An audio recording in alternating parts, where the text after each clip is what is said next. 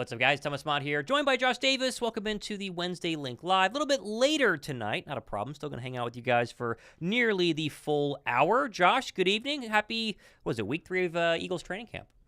I know it is. It's crazy. We're literally almost to preseason games, but I'm doing well. I hope you are too. You got a trip coming up, exciting, a little bit jealous trip, but that's not stopping us. Just fair warning for everybody. That's not stopping us. But I am jealous. Gonna be honest. That's right. We're going to be live on Friday night for the Eagles' first preseason game, taking on the Baltimore Ravens. And, Josh, I really think that the Eagles starters would be playing on Friday night if it wasn't like a 92% chance of rain in Baltimore. That seems to be kind of the dead of giveaway that you're not going to see the starters out there. It'll be Tanner McKee and Kenny Pickett and the rest of the boys. Yes, I was kind of thinking the same thing because I was like, man, we'll probably get to see it, or like hopeful, right? Like as we're going into it, hopeful that we see them, and then understandably, yes, you've got the rain in the forecast and all the other stuff, but you're going to see some. I believe the Chiefs and a couple other teams already announced, like very likely you're going to see for at least a drive, if not like a quarter. So, I guess the silver lining of that would be wait till preseason game number 2. I guess here's where I'm thinking it's for sure we're going to see them, right? Because you have new coordinators. Like so in your mind, there's almost no way that Sirianni doesn't play them, right? Like I know he's done it in the past, but the way that things have transpired, we got new coordinators, like I mentioned. It'd have to be what, like 3 straight torrential downpours for him to be like, yeah, like let's not play the starters.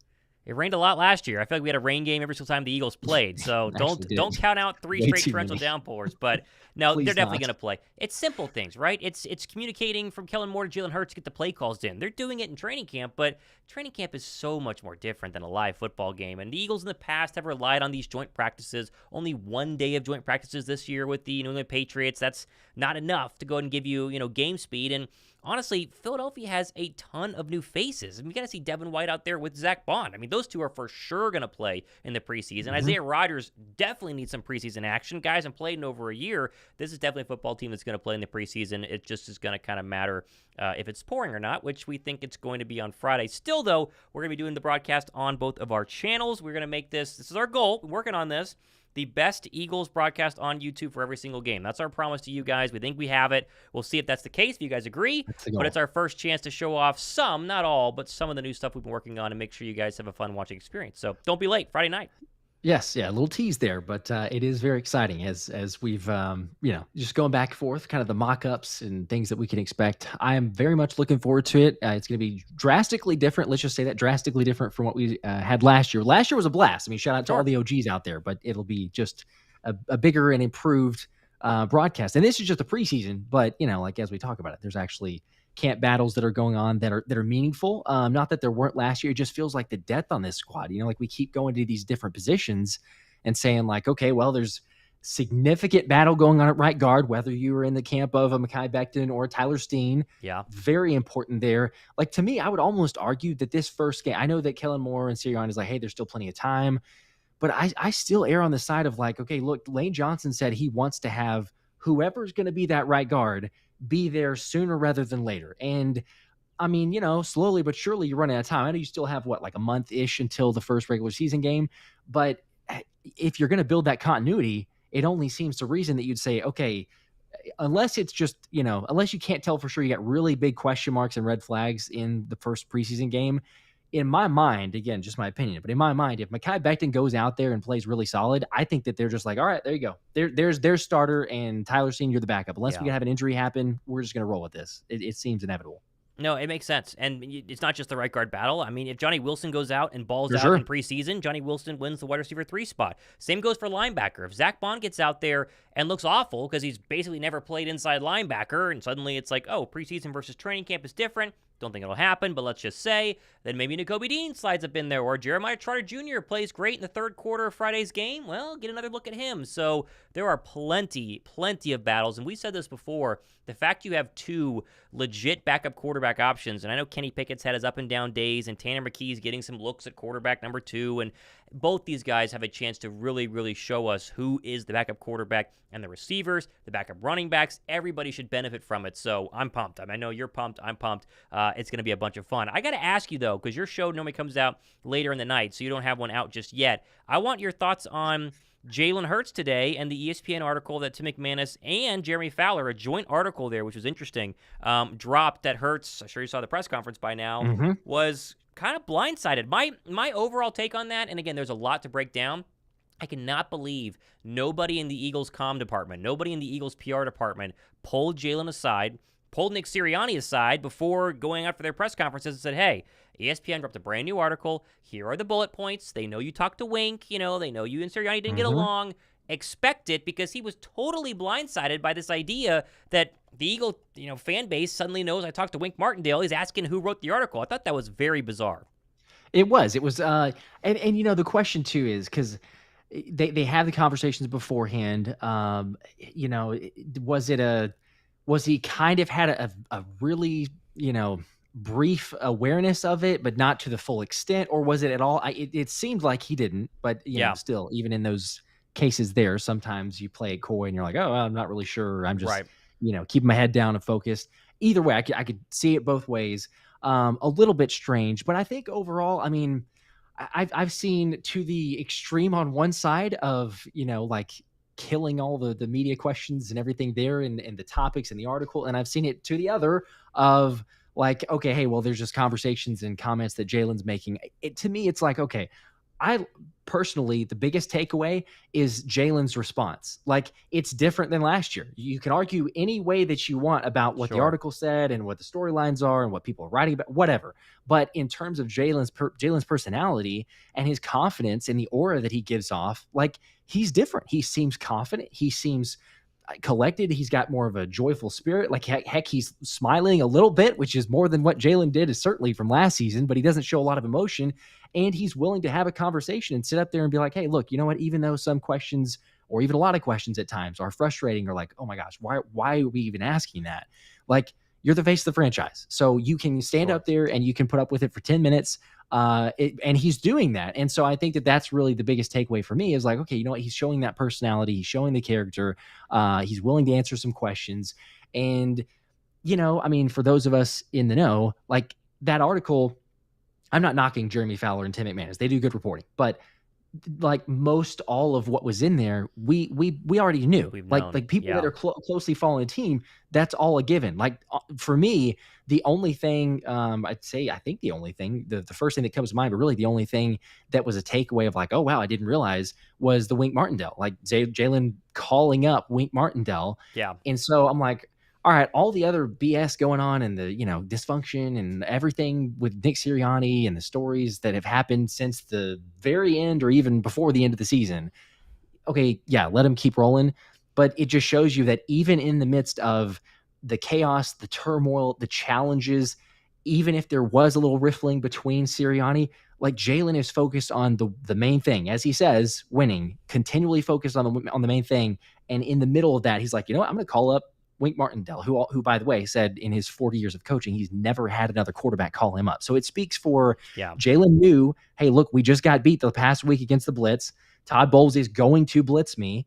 Get some tips from Martindale and maybe try to make something of it. Obviously, that didn't happen. So whatever you make that of the hindsight being 2020, but still, I can appreciate Hurts's motivation and, just staying focused with that. So I totally agree. Yeah, nothing in there was a shock. To me, there was one other thing that we didn't know for sure, was Sirianni standing in front of the team in April and saying, hey, it's my fault. That's full responsibility, blame me, blah, blah, blah. But again, the timing is a little odd. This coming out in May makes a little more sense. Coming out in February makes a little bit more sense. You don't know how long it took him to get Wink to actually say that. That was obviously a big part of the article.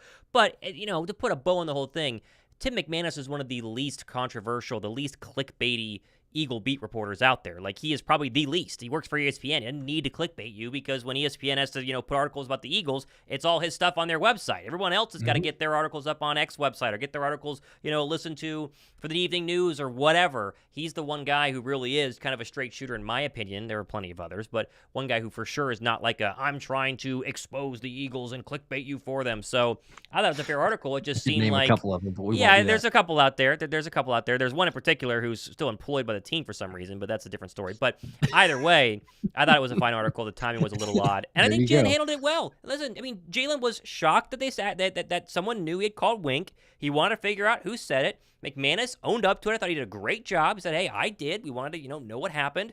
Jalen said, hey, okay. Last year's last year. It's different this year, and you laid out all the reasons why it feels like it's very, very different this year. And it starts with QB1 seemingly happy again, seemingly healthy again, and in an offense that's not going to be tampered with by Nick Sirianni, also in the article, that should be pretty darn good here in 2024. So I know that people, totally.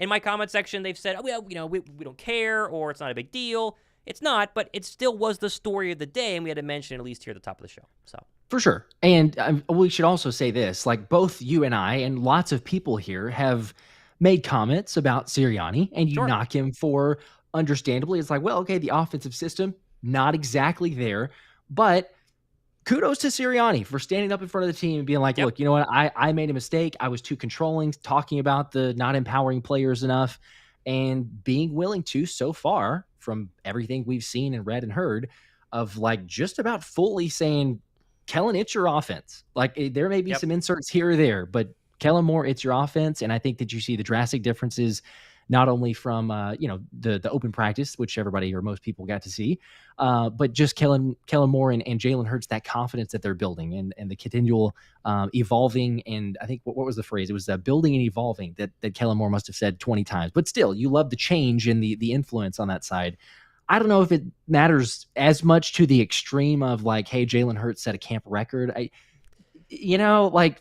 Cool, great. I like that he's playing well, but does it really matter that he threw 158 passes in a row without an interception? No, but I think the comparison to where he was last year through 158 passes is interesting. He's 17 touchdowns, no picks. Last year he was at, 10 touchdowns and 4 or 5 picks? Like, the touchdowns are up. That's more important than the interceptions in training camp, because we said all throughout OTAs when he was throwing picks that, like, it doesn't really matter because he's trying to force the football. But I think it means something. But, he throws 3 picks in the opener, and it all is for naught. So, is what it is. Carson with the $5 super chat. I recently got my hair cut. Showed the picture of Thomas's new hair and said, I want this cut. That's very kind, because I had somebody comment on my show today. It's the worst haircut they've ever seen. So it's also not really styled right now. Like, I didn't really do anything into it. So it's just short. When my hair gets long, it gets so annoying. And so I told the guy, just take it off. Like, if you want to style your haircut after anybody, it's Josh's. It always looks the same. It always is clean. It never changes. That's the style you want to style it out. Okay, I appreciate that, but 2 haircuts ago, I had to change barbers because 2 haircuts ago, it was not great. Let's just say we had a fill-in for the interim. The person was out of town, and it was my sister's wedding. I might have just kept it, but yeah, you hear it. I mean, quite honestly, but you might consider rocking the stash. I don't know if Paige is going to like that, but I saw the Josh Allen stash, and I was kind of like, hey, you know what? I know a better stash. Hey, you never know. You never know. Maybe on this little trip I'm going on, maybe we'll shave for it, but probably not. The wife's not a huge stash fan. I'm just saying. A lot of people joining us can right rock now. it. We'll just say some that. people can. I bet you could too. If you shave one, I'll shave one. I bet Sandy likes a stash.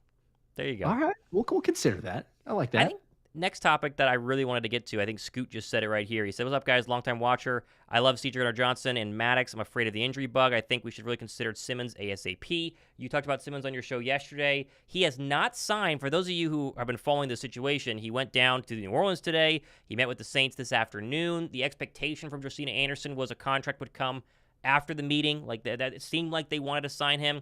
As of 8:15 p.m. on Wednesday, August 7th, he remains unsigned. So, if he gets out of New Orleans, could he come to Philadelphia? Sure, but we have been probably the only 2 people, hammering this down on YouTube, saying they're not going to sign him because they would have signed him by now. And with C.J. Gardner-Johnson getting injured, if they really were concerned about it, he would have been in Philadelphia, a week ago or 5 or whatever many days it was since C.J. Gardner-Johnson got hurt to go ahead and get healthy. After him, though, Josh, really, there's no one else. Like, there really isn't anyone else in the market right now. Everybody has been signed, and I think it goes back to the point that they don't want to disrupt Reed Blankenship. They truly believe in him as a safety, and they think JamesBradberry can play safety, which, show me in the preseason. Honestly, like, you talk about preseason reps, give me preseason reps for JamesBradberry. That's the one. That's one of the main ones to watch. Yes. How many tackling attempts does he have? And what's the percentage of missed tackles? Seriously. Maybe I'm wrong. Like, just, and I think I'm with a lot of people that are believing the same thing. I really feel like he might struggle there. I don't know, like in tackling in space and trying to come up and make plays. We haven't seen him in that position before. So, you could make the case both sides of like, well, we don't know what we don't know. But gosh, that'll for sure be one of those like, oh, hey, there's JB. What did he do? Did he make the tackle? I mean, I don't know percentage wise, but it just feels like very unlikely that he becomes this blossoming safety, or he doesn't even have to be like, phenomenal, but he needs to be serviceable. Yeah. Because if you're looking at it, and that's why I did the video previously, if like, hey, the Eagles are taking a major risk by making this decision, like not signing another backup, because you've got Reed Blankenship who's missed games. You've got C.J. Gardner-Johnson who's missed games, both injury prone. Sidney Brown, who the hamstring injury before the ACL and also the ACL recovery now. Like all of your safety options, your legit ones, have previous injury history. And then, heck, you throw in Avonte Maddox. Like I don't think a lot of people trust him as much as we may like him. Trust him as a safety who hasn't done it much, but even just the health part on that side, and then JamesBradberry first time position. So it's big red flags, it's big question marks. But like you were saying, also Justin Simmons, I feel like you would have had some report, anything like Philly's making a call. Philly's had discussions with him, brought him in for a visit, like New Orleans, something there, and we haven't heard anything. So so far, I guess Howie, I would assume, is okay enough to go, well, we've got depth, whoever that's going to be, and we'll just throw him in there. I think the devil's advocate to the panic at safety, and I watched your show yesterday, and you're dead on with the injuries. Everybody back there has had injuries. The difference this year, though, is that they have so many guys, right? You have your first two in Gardner-Johnson and Reed Blankenship. You have a second level in terms of Avonte Maddox, who does have safety experience, and they think he can play that position. He's undersized, but he can cover. Fangio likes cover guys. They obviously think Bradberry can do it, or else they would have moved on from him. So you got really two starting DBs who will be your backup safeties, whether they're good safeties or not, TBD. Sidney Brown does come back eventually, and that's 5. True. And then you have McKee Gardner, who could be 6. He might be a practice squad guy, most likely a practice squad guy. The depth feels a lot deeper right now. And I think in Philadelphia's mind, if they are solid on the outside, which they should be, and Quinion plays the slot, their 3 defenders at the line in the secondary are solid, and you miss, Reed Blankenship for 4 games, or you miss C.J. Johnson for 3 games, they should be able to hold on without having to go ahead and get Justin Simmons. And again, probably really throw Reed Blankenship under the bus, because you're not signing Justin Simmons and putting him behind these guys. Like, he's just not going to take a $10 million deal or an $8 million deal and go, yeah, I'll back up. Just call me whenever one of them gets hurt. Like, it's just not going to happen. He's 31, but he still thinks he has 2 or 3 more good years left, and a solid season this year gets him one more contract to go in and close out 31 or 32 or 33. So that, to me, is the big hiccup here, right? And the whole Gardner-Johnson thing is he's supposed to be just fine. Like, I bet you if it was game week, week 17, he'd be playing right now. They're just clearly, precautionary. Don't need to rush him out there. The expectation is probably this time next week, he's 100%, and you don't have any sort of safety issues at the moment. So I just don't think Justin Simmons is going to happen. We've been saying this for months, and it just doesn't seem like it's going to happen because it hasn't happened. I don't either, but it's just, gosh. And I hear you, but Thomas, the one thing that I keep coming back to is you look at the middle of the field. And we are one player away from either the linebacker role and or the safety spot to be right. Like, hang on, what are we doing? Like, because, and yes, Sidney Brown eventually will come back. DeJean, but too, I forgot about him. Yeah, that's true. That's a fair point. Cooper DeJean. But there's just unproven parts on that. And that's where I go, like, if so far reports, everything that we've seen and heard, Devin White, Zach Bond seem to be solidified as the linebackers. It is their job to lose. We'll see how they play in the preseason. Nakobe could still end up doing that, but they continue to get first-team reps. But, I mean, Nakobe has not been good in coverage. Like, there's not a way to sugarcoat that. He has not been good in coverage. And so if all of a sudden you say, hey, Zach Bond goes down, or hey, Devin White goes down, it's not a good recipe over the middle of the field, as we've seen a number of times. And then if you throw that into the space of, well, hey, Reed Blankenship, if he gets injured, or same deal for C.J. Gardner-Johnson, especially if it's a longer duration injury, I just, hopefully we're not looking at it, but the middle of the field, to me, I still have the PTSD from last year. I know it's not the same team. I'm not saying that, but I'm just like, man, even if it's not Justin Simmons, I would rather Howie.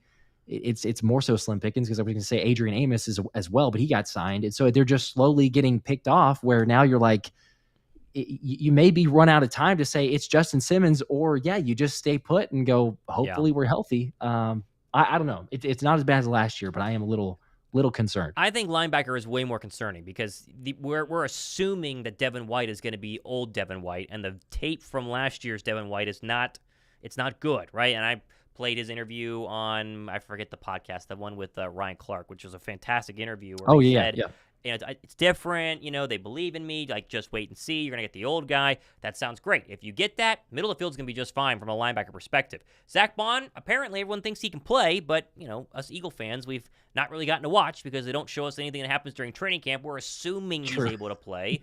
But behind those two, I mean, people like to get in my comment section and say that Brandon Lee Gowton, managing editor of Bleeding Green Nation, has something against Nakobe Dean because he's so negative about him. But if you watch all of his tweets on Nakobe Dean, it's like, hey, he's looked good in situations. He's terrible in coverage, right? You talk about the middle of the field being a problem. Well, and tell me every other linebacker, it's like, geez. Exactly. And tell me every other, because we're scouring the web to find, anything that we can about any player and every player over camp.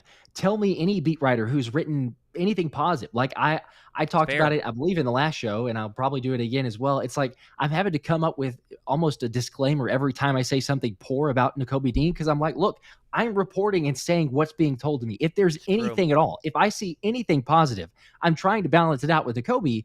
But it's nothing positive about coverage. Now, yes, he's had positives for sure about, hey, run defense, blitzing. But, like you were saying there, I mean, it's definitely not just Brandon Lee Gowton. There's other reporters, too. They're like, oh, hey, there's Nakobe Dean. He just got burned in coverage. So, I don't know. It's a difficult spot where they're at. And the fact that Jeremiah Trotter Jr. is getting looks as a starting linebacker, he's running with the twos a lot, that shows you that they feel like they need to have a fourth linebacker ready to go in case there's an injury at the top or in case somebody doesn't perform and Nakobe Dean is not cutting it. They want to at least be like, hey, we gave Jeremiah Trotter Jr. a ton to handle during his rookie training camp. If he's got to come in week 18 or week 15 or week 10, he at least won't look like a fish out of water. And I think that was part of the reason why they drafted him, because he had so much playing time at Clemson. So, again, the mental part of it is not too much for him to handle. So linebacker is definitely concerning. But, I mean, at this point, Philadelphia's roster is better than 95% of the rosters in the National Football League, right? You can actually kind of count on one hand how many other rosters you genuinely think are better. San Francisco 49ers, they're about to lose Brandon Ayuk. Is it that much better? I would argue without Ayuk, no.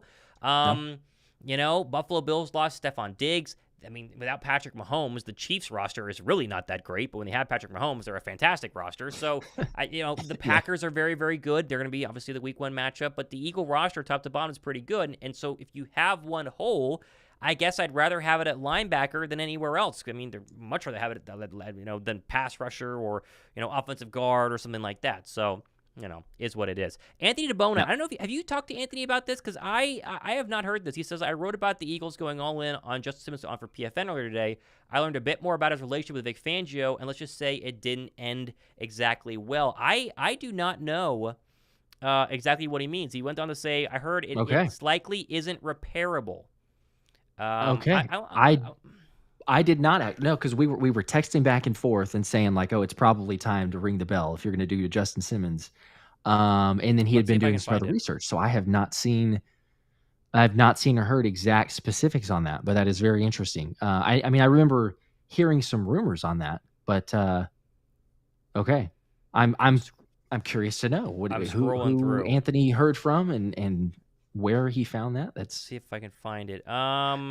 Okay. Obviously very trustworthy here, but I think I have it. Let me see if I can go ahead and throw it up on the screen. Give me 1 second. Okay, I think I got it. Let's go and I'll read it. This is from Anthony DiBona's PFN. If you don't read his stuff, you should. It's fantastic. He says, Simmons has publicly praised Fangio. There are rumors that Simmons and his former head coach didn't have the best relationship on the field. That could be why the two sides haven't struck a deal just yet.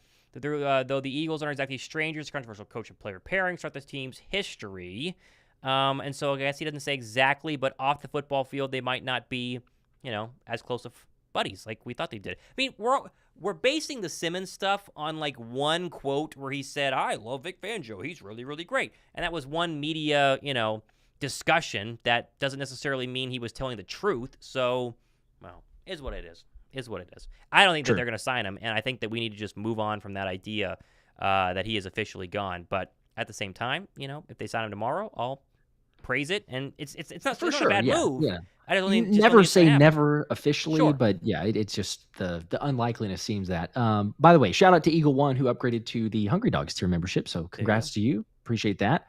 Also, I don't know if we got to Ryan because we were on this, but Ryan McAvoy, appreciate the 5, said the two GOAT Eagles content. There it is. I'll take y'all both fishing any day in Florida. Okay. Now there you go. That is right up your alley. I just put the wrong camera up there. Yes, we're in Florida. Tell us, please. I go to the Keys like once a year.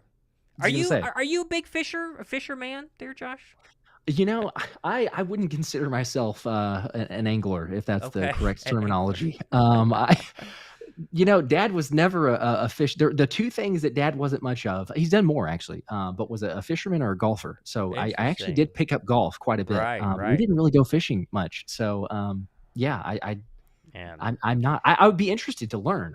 It seems is the most fun thing you can do. You said like you're actually going to do that, right? So like this is what you got coming up. I fly to Alaska. For those wondering, I'll be doing shows there, but I fly to Alaska tomorrow for salmon fishing, the sockeye salmon run, and then we're going halibut fishing too. So very excited for that. Gosh. Very excited for that. Big fisherman over here. So Ryan, let us know where in Florida. Big Florida Keys guy right here. Justin said there's another Justin available in free agency who has experience in Philly. Just saying. Who's he talking about? Who's the other Justin available in free agency? Who is that? Who has experience in Philadelphia? Who is it? Justin? Someone in the chat, let us know. Who is he talking about? Yeah, I'm trying to. Justin available in free agency who has experience in Philly. Just saying. I don't know who that is. I don't know. I do not know. Let us know. I feel like we should know this. It's going to be something very obvious. I was going to say, I'm pretty sure, like I'm 99% sure, there was a live stream that we had, and we talked about that. But he's talking about a safety? Name, and that name got brought up maybe, or I can't recall. No one's letting us know. Vincent says, eventually, please do a fishing video. That's what I should do. The thing about Alaska is it's 4 hours behind Atlanta, so it's a 7:30 kickoff for the Eagles game on Friday. It'll be 3:30 or 4:30. Yeah, 3:30 in the afternoon in Alaska, which would be very weird to do a 3:30 Friday afternoon kickoff game. But, I don't have to stay up as late as Josh will, so I guess that's nice. But Justin Evans! That's who. It's Justin Evans. Duh. Okay, sorry. I was see again. We've had this conversation before. That's why I was like, of course. But yeah, it's literally as of last year. I'm good. I'm good. All right, I got some more details on the Justin Simmons, which inside scoop. I know, but I can't. I'm not gonna. Oh, okay. It's like secret. So okay. Well, I mean, I just won't publicly. Fair. Off the field stuff. Yeah. Okay. That makes sense. All right. Listen, Fangio is not. Fangio is. I mean, literally, think about this. Most NFL players who've come into the league are younger than you and I, right? I mean, I'm 28. You're 31, 30, 31. Yep, 31. Yep. Like most NFL players are, you look 23. Most NFL players are like 25, 26.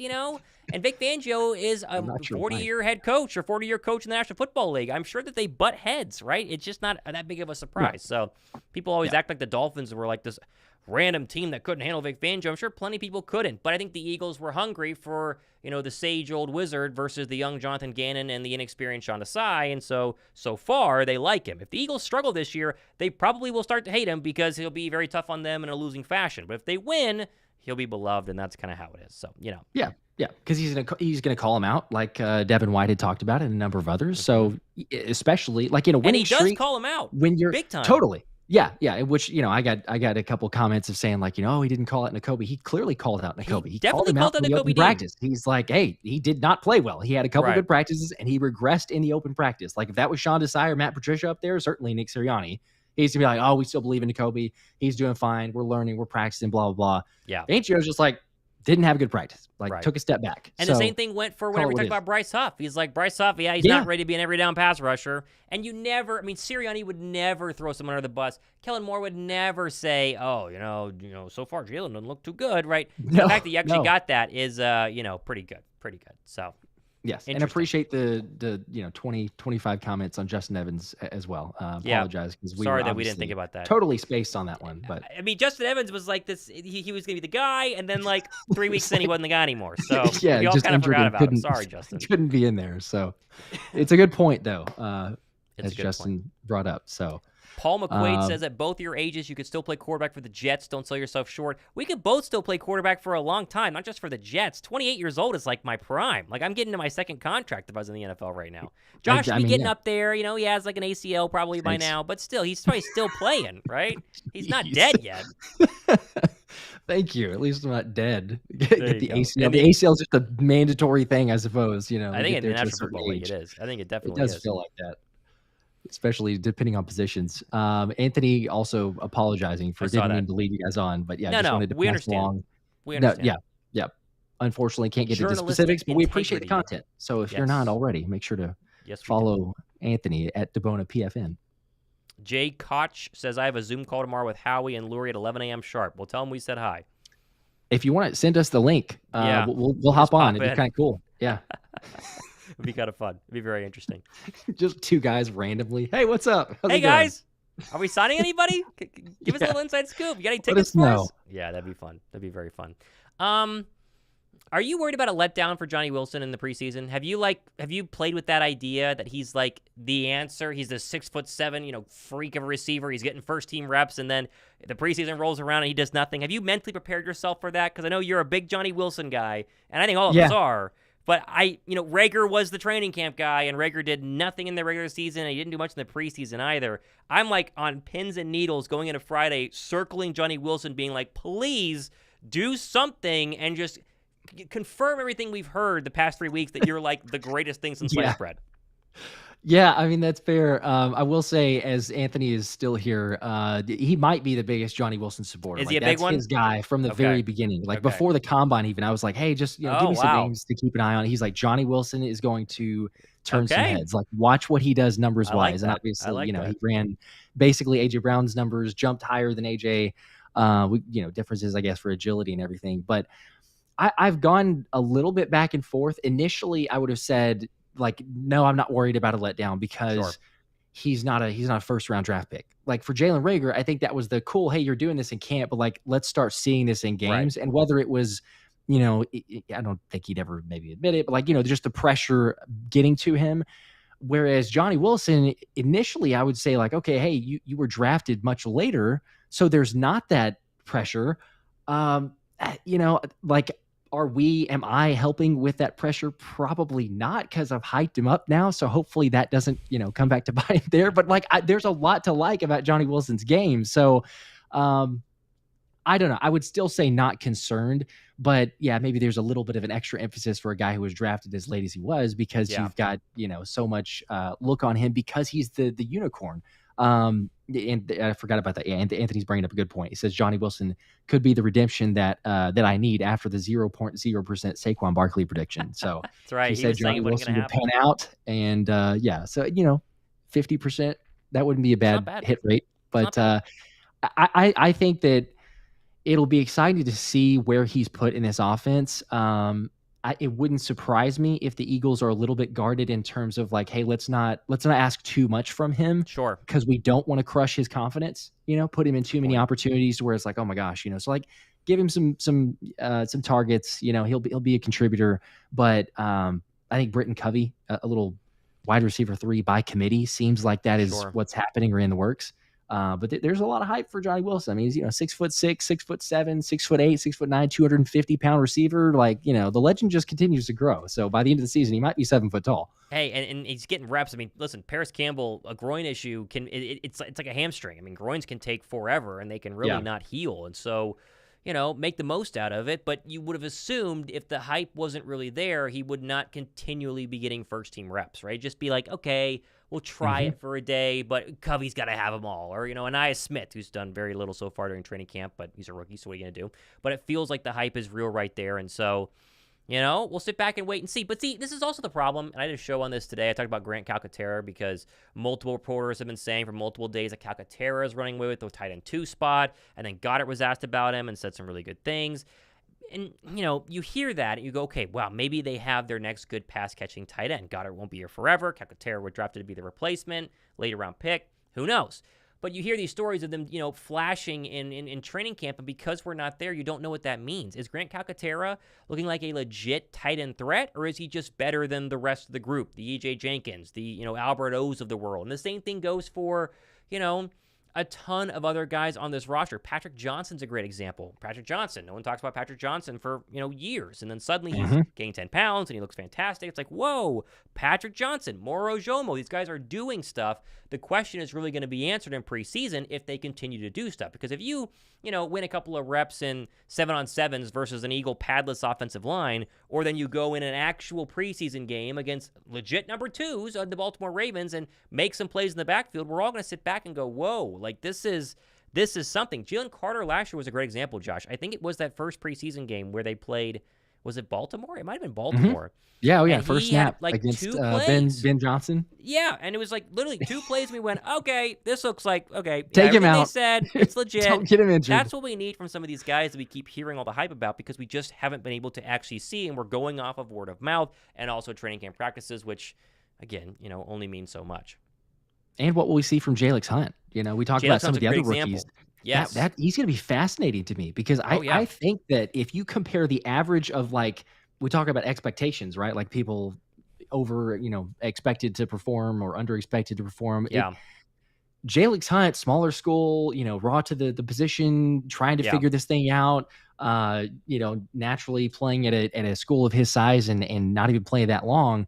But I would argue that Vic Fangio probably likes him. I mean, he did like him a lot whenever he's drafting him, because he was towards the top of his board, apparently. But a lot more than, average reporters or people saying like, yeah, it'll probably take him a while because of this and that.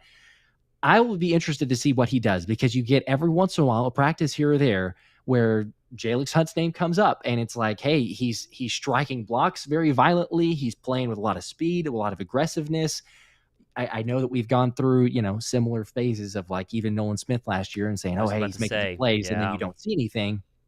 But Fangio, I don't know. He's different, and Jalen Hunt's a little bit of a different makeup too. So I'm curious to see with his versatility. He's going to get a lot of snaps in preseason, but if he does it, if he starts making some plays, even with like second team or third string, then look out. All of a sudden, he's not going to get like overboard on snaps, but I'm just saying you might see a smaller role that he's getting some with the first team even. That's a great point. I mean, in Nolan last year, we did have, I went back and looked at whenever July was starting, what my shows were like last year in July during training camp, and there were Nolan Smith shows. Like Nolan Smith, a couple of big practices, and Nolan Smith, did not have a good season. And so my hope is that Hunt shows us in preseason and then continues to be even a rotational guy. 20% of the snaps during the regular season, 30% of the snaps would be big, I think, for him coming out of Houston Christian. Fangio mentioned it in his honest fashion a couple of days ago, saying, he's had his moments, but he's also had his moments where it's like, yeah, this guy came from Houston Christian and didn't come from Alabama, and there's there's definitely a gap there. So we'll see. LA Kid 17 with the 5, appreciate that. Love tuning in whether it's during a workout, driving, or at work. Thanks for the one-stop content. Excited for the upcoming season. Go Birds. Appreciate that. Go Birds. That's the beauty of it. Great. Thank you. Yeah, big workout. You want to throw on a podcast versus music? This is the place to do it. We appreciate you guys.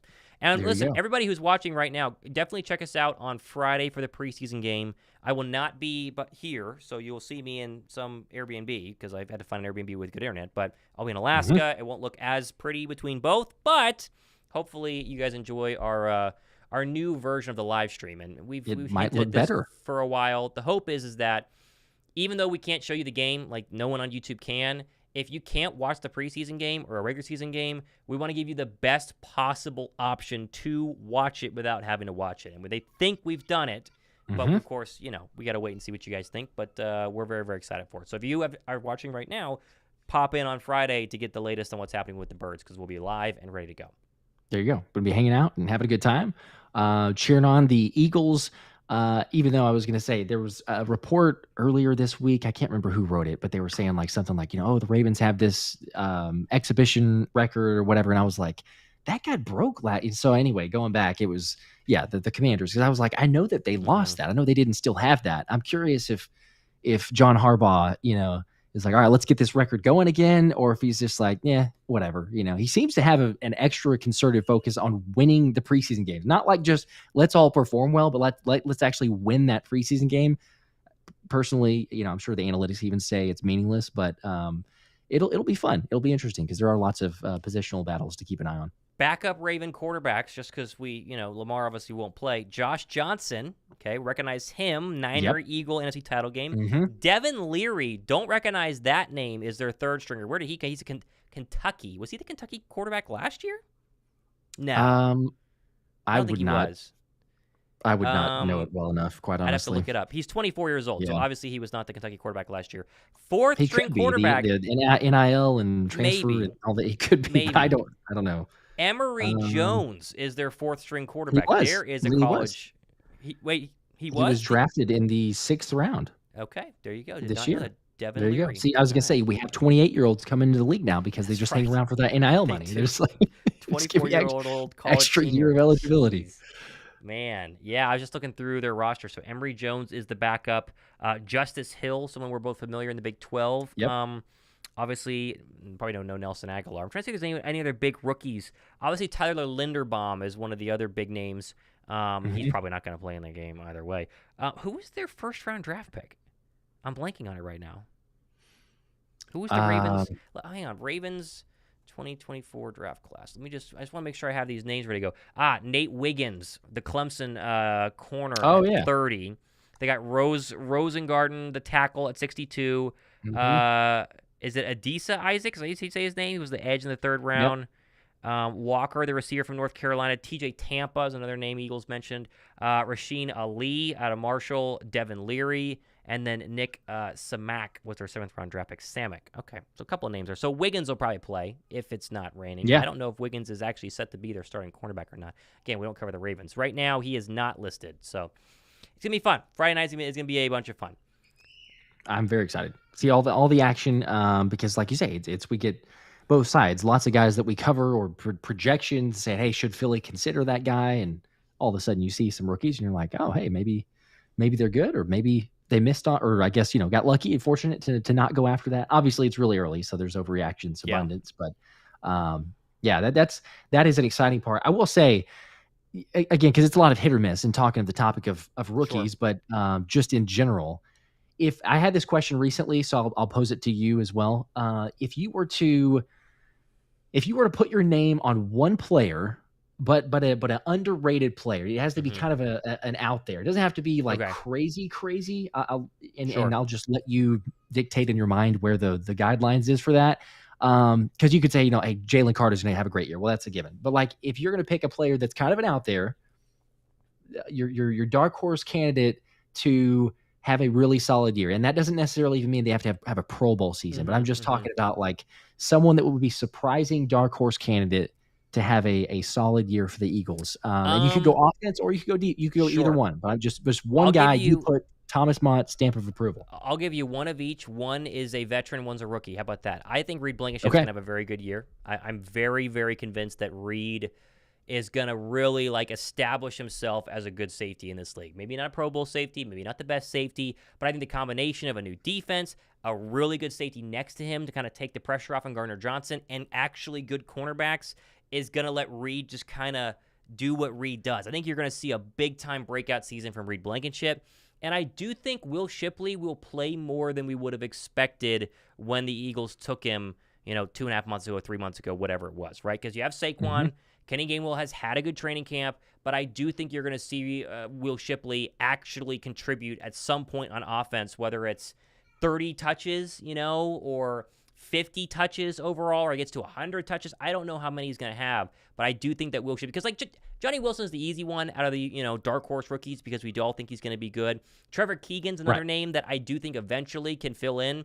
Hopefully he doesn't have to play it all this year. But right now, if I had to pick one of those rookies that wasn't, Quinyon Mitchell or Cooper DeJean, I really have a feeling that I think Will Shipley is going to do some really good stuff. Trotter Jr. is another name. I just don't think Trotter Jr. is going to get as many opportunities. You hope he doesn't, because that means that the people in front of him are playing well. Whereas Shipley can have tons of opportunities, and it still means Saquon's playing well and Gainwell's playing well, and it's not a big issue. So I would say Blankenship is my veteran on defense. I would say that Will Shipley is going to be someone who actually does way more than what you would expect, which really is nothing based on the fact he's a late-round draft pick and you have Saquon Barkley.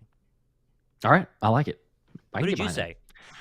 So I've kind of wrestled with a couple of those and similar names to what you said there. I think that the ultimate, kind of pushing it over the edge for me was the last Fangio press conference and him talking about Milton Williams, the fact that he wanted to trade for him. Yeah. So I'd probably go with Milton Williams. Okay. It's like he had like half a sack last year, one sack, half a sack. He did nothing hardly anything. Yeah. But you know the formation is going to be different, and you probably will get the NASCAR package in there quite a bit. You'll get Milton Williams and an opportunity to kind of allow, hopefully, Jordan Davis to take up some space, and then him be able to use the speed there. So as we've seen within Fangio's career, if he kind of dubs you as a defensive tackle that he likes, an interior defensive lineman, good point. A lot of sacks usually follow that player. So I would go with Milton Williams as the breakout. And then I like you know, if I'm going rookie wise, kind of like you were talking, it's Johnny Wilson is the easy pick, but just where it's at and him getting those first team reps, I think I'd still there's not a different one that I would change because Quinyon Mitchell feels like a solid pick. Obviously, he's first round. He's going against AJ Smitty. He's giving them fits. They're winning reps too, but he's giving them fits and winning reps. So you know, it's at least kind of a dark horse pick, but it's changing very quickly with Johnny Wilson. I will say that. I don't think people in terms of Quinyon Mitchell understand what him taking the starting nickel job can mean for the secondary. We talked about at the beginning of the show, if you're just joining us, you know, the safety position. Do you need Justin Simmons? You know, they're all so injured. You know, JamesBradberry has injury history. Cedric Gardner-Johnson, Avonte Maddox, even Reed Blankenship has missed time. So do you need that safety? And I do think if you were to have one safety go down, and as long as the other is still there, because of Darius Slay having a fantastic camp, because of Isaiah Rodgers and Kelee Ringo, and because of Quinyon Mitchell, I think they're going to be a shockingly good secondary. And I think based on what we've seen the past couple of years where they haven't been a good secondary, this is going to be the first time in a long time where Eagle fans go, whoa, like this secondary is scary. And it all kind of centers around the fact that you're going to have a nickel cornerback in Quinyon Mitchell who's built like an outside guy, who thinks like an outside guy, but is one of the most naturally gifted cornerbacks Philadelphia's seen in a very long time. And if he can cover the mismatch receiver in the slot, if he can cover the CeeDee Lamb going across the middle better than Avonte Maddox would, or better than Josh Jobe at times, or Bradley Roby did last year, I think Eagle fans are going to go, whoa, like this is a really, really big difference. It'll help the linebackers and protect them. It'll help the pass rush hopefully get home due to coverage sacks and just make the defense overall so much better. And the fact that they've basically given Quinyon the nickel job, because they clearly wanted to start with Maddox. You know, your established nickel, that's who it was the first couple of days, and the moment Quinyon showed that he could do it, they're like, okay. Maddox, backup safety, Quinyon's going to be our nickel guy, and I think that is something that we just kind of take for granted because he's a first-round draft pick, but you mentioned it. I mean, this could be very, very serious and really, really, really good.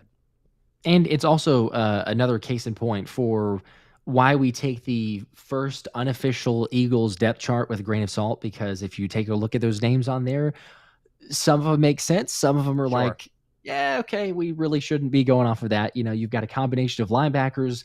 The starting nickel based on the depth chart there is Avonte Maddox. But as you were saying there, it's like Q has been at just about every single day, certainly the last week, but just about every single day, first team nickel corner, going out there getting all the reps with Slay and mostly Isaiah Rodgers, some of Kelee Ringo. So they like his versatility. You kind of answered also Milla's question. So shout out to Milla for the member of 1 month, but was asking why Q at the slot, why not Tyler Hall or Zach McPherson? I mean, they're getting reps, but they are, you know, just as you laid it out there, like he is a bigger, more physical guy who has, I mean, he's got unmatched or almost unmatched for even players on this team, like ball hawking ability. You look at his stats from Toledo, and I know it's Toledo, and you can make the case of like, well, the competition and everything there, but it's already proving itself to a certain point because he's matched up with AJ and he's matched up with Smitty, and they even themselves are going like, he's impressive. He's making some plays. He's getting in there and making some plays. So it speaks for itself. You have the versatility, but you know, it's eventually, and even Fangio said this, like, hey, you don't draft a first round corner for them to be the full-time, all-time nickel corner. Like eventually, whether that's midway through the season, whether it's after this year, he's going to move to the outside. That's his natural position. But yeah, to have the versatility and the just the ability period is a super big luxury to have. A couple super chats here before we wrap up. Frankie Ray says, hey guys, can you feel Nakobe Dean won't be a starter this year barring injury? I think you're feeling correctly, Frankie. It seems like a very, very long shot. And the problem is coverage. I mean, he has had his moments. He has done some good things. He is by no means a lost cause, and he will play at some point this year in some sort of package, I'm sure. But coverage has been a problem for him his entire career, and it continues to be his Achilles heel. And if he struggles on Friday, obviously he's going to play in coverage. It'll be further, indicator that, it's just not going to work out. For whatever reason, we really don't know. When he slipped on draft night, we really don't know what really happened. So, and it was an interesting point too. I think Brandon Lee Gowton had it in his article today, or maybe it was yesterday. They kind of all run together at this point because we have 4 straight days. But one of the days of saying Jeremiah Trotter Jr. has looked markedly better as his rookie year compared to Nakobe Dean's rookie year. So it's not always apples to apples because Nakobe's been around for a little bit, but even saying that, you're kind of like, okay, well, one of them was drafted in the 3rd round and the other one was drafted in the 5th round. And you have a little bit of a difference of, still that level and being able to show up and play from day one. So I don't know. It's not impossible, but he is right there with one of those of like, it feels like you'd have to have something drastically go wrong with Zach Bond. Devin White is as much of a lock as you can get really for linebacker. And even then you'd be going, I don't know, coverage wise. I mean, it's not out of the realm of possibility. Jeremiah Trotter Jr. could usurp Nakobe Dean and take that spot. True. So very true.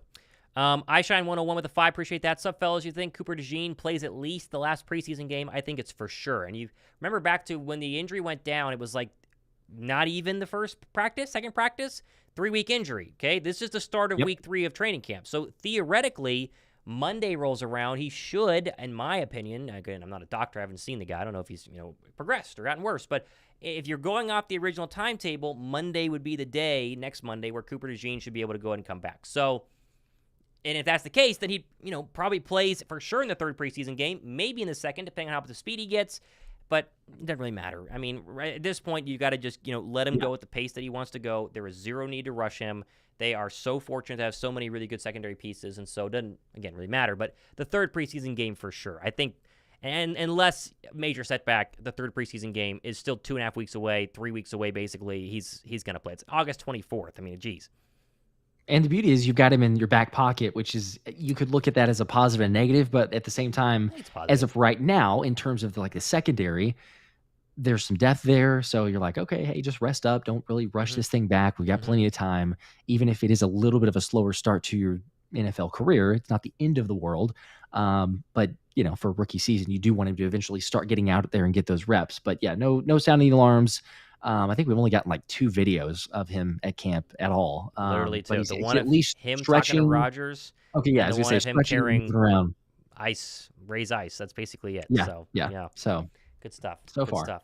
Awful. Let's go 1 or 2 more questions. We got to wrap up here. Josh and I have a meeting actually in 5 minutes. So, Dan Sen says, "Would you consider Thomas Mott? What would you consider a successful season for Nolan Smith? He got 5 sacks, taking him out of pressure. Thinking that would be huge. Yeah, Josh is your relative or your resident Nolan Smith purist, if that's the right term. 5 sacks from Nolan Smith this year. There you go. Is that enough from Mr. Nolan Smith? 5 sacks. Yes. Yeah, I think so too. I think he's got to get to 5. I feel like it's. I want to say 6, but 5 is enough for me. Depending on where he's going to get rep wise. Yeah.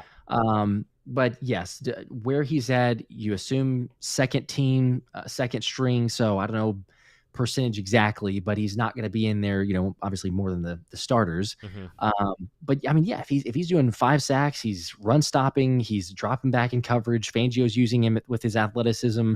5 is enough. I would like to see on the 6+ ranges. I'm sure the more the better for everyone. 7, but 8. But somebody was also going like, hey, I see Nolan Smith leading the Eagles in sacks. I see Nolan Smith with 10 sacks, with 12 sacks. Sure. I would love it. I would absolutely love it. But I just kind of like, my comeback to that is, if I'm going to pick anybody to lead the Eagles in sacks, Jalen Carter is going to be the one to do that. So. It's like the dude is a game wrecker, and unless the team guarantees it's like, hey, we're going to double you all game long, every single snap, which maybe they do. A lot of teams probably will try to. Yeah. But Fangio's going to hopefully scheme something up to be, well, okay, if you're going to double him, then, and that's why I say Milton Williams also could have a great year, because if Jalen Carter's getting those double teams, then Milton's got one-on-one the entire season. So, but yes, as far as Nolan goes, 5 is good. 5 is solid, especially after a year of 1 sack that, I mean, I don't even want to take anything away from my guy, but like, you know, he just ran around the corner and Tua was right there. It wasn't a like blowing past his man based off of a pass rush rep. So right. 5 solid. Oh, man. All right, we're going to go and wrap things up. Again, we had to kind of get off here at the top of the hour for something else, but we are obviously live on Friday night. We keep saying this. Friday night, I know a lot of people, if you're not in Philadelphia, they're not going to show the game. We will have the game in our YouTube play-by-play fashion. I'm sure we'll be on, a couple minutes before, 15 minutes, 30 minutes before, whatever, and we'll have the full game for you guys on Friday, so be sure to go ahead and join us. Hit that sub button. That way you can get the notifications whenever we guys go ahead and go live. I think that's it. Josh's show will come out later tonight. Mine's already up. You haven't watched him, check him out. For Josh Davis and Thomas Mott, top of the hour. We'll see you guys Friday, and then, of course, next Wednesday. Go Birds.